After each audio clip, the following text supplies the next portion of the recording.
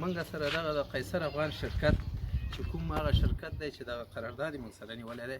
د ښاروال سره په تفاهم د اداري فساد په زور باندې دوی داسې یو برنامې موږ سره چلوي چې قرارداد یو شی کوي ډیزاین یو شی کوي لیکن په کوڅه کې کار بل شی وي چې موږ مستقیما مخالف یو او دا زموږ د وګړو زموږ د ولس حق دی موږ په هرې قوالې باندې 2 لکه 3 لکه روپۍ دولت ته تحویلي کړي دي آیا هغه څه چې زموږ حق دی موږ د دې حق موږ غږ ونه باسو د دې نو د دې لپاره چې دغه دولت باندې هم نیوکه زموږ حق دی او د دې مسؤلیت لرو د اسلام په مقابل کې د خپل مملکت او د خپل د هیواد په مقابل کې موږ مستقیما د ښاروال قراردادونه سره د هغه د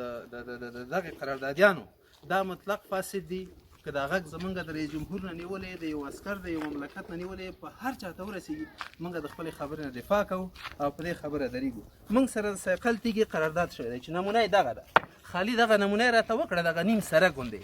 دغه نیم سړک چې تاسې ګورئ په دې کمره کې دغه داسې یو څو متره یې کار وکړو د دې په خاطر باندې دوی دا قرارداد را خپل کړي کله چې دغه قرارداد را شروع کړو بالاخره د دې هغه نه دوی منصرف شو او موږ ته دغه د بې نظمه تیږې د خدای د کوم ځای نه راوړي د کوم هغه نه راایستلي دي او دلته یې موږ ته لګوي چې دا خو باید ونه شي دلته موږ خپل رئیس جمهور ویاړو موږ په ډېره سختو شرایطو کې دوی ته رایه ورکړې ده د دې لپاره چې موږ یو ښه برنامه ولرو موږ یو ښه رئیس جمهور ولرو موږ یو تعقیبي یو عدلي قضایي ارګان موږ ولرو لیکن په دغه رقم باندې چې دوی دغه کارونه مخ ته وړي دا دې موږ ته نه کوي وروره موږ تېر یو د دې نه مغه خامه سړکونه قبوله دي نه د دې دپاره چې یتیم او بیچاره حق د دولت نه واخیستی شي او شخصي جبو کې لاړ شي بالاخره په ټپه دې ودرېږي موږ د دې مخالف یو هېڅکله هم موږ ولس دې ته اجازه نه ورکوو چې زموږ د دولت دغه پاکې پیسې د دې مفسدینو په جبونو کې لاړ شي په دې خاطر باندې موږ دغه برنامه کوو پیشنهادوو تاسې ته چې دغه تیږې چې کومې سایقل تیږې دي موږ ته د هغه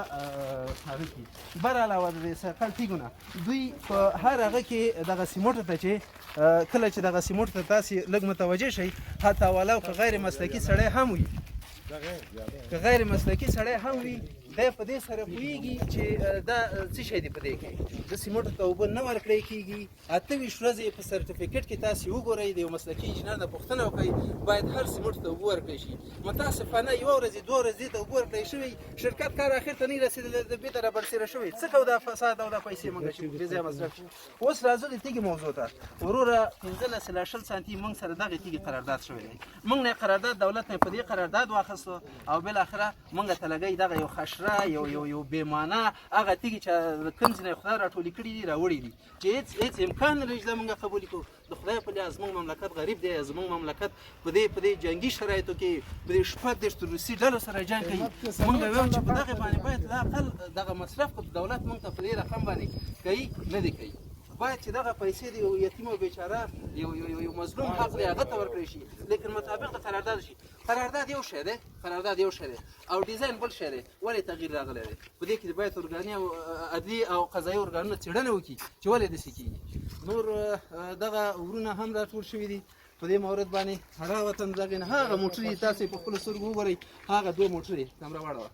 هغه 2 موټرې دي چې دوی روزانه دغه د خشره تیږې راوړي او موږ کار اجازه نه ورکوو هغه څه چې په ډیزاین کې دي موږ ته د هغه ولګوي نو په دې خاطر باندې ستاسو وخت نه نیسو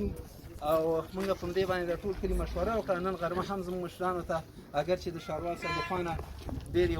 یو متعصبه یو منفي عمل دلته وروره موږ عزت لرو موږ شرافت لرو موږ هر یو سپین ږیری په کور کې موږ په ډېر درنه سترګه ګورو یعنې تاسې باور وکړئ چې دا ډېر غیر انساني عمل وشو په دې باندې دا باید ډېر فکر وکړي په دې باندې یو سړی چې ښاروال کېږي هغسې لا اقل باید یو څه پوه شي په یو څه باندې دی نه مسلکي دی نه یو انجینر دی خو هغه ته راغی یو نظامي سړی دی چې اصلا دی باید که ډېر د رئیس جمهور خوښ دی ماته وروره قومندان میدان هوایي مقرر دي دی په ښاروالۍ څه پوهېږي دلته وویل د سکیچ څه معنا لري ورته مهرباني وکړه 300 متره مربع ماته تشریح کړه ته ماته سکیچ کړه دی نه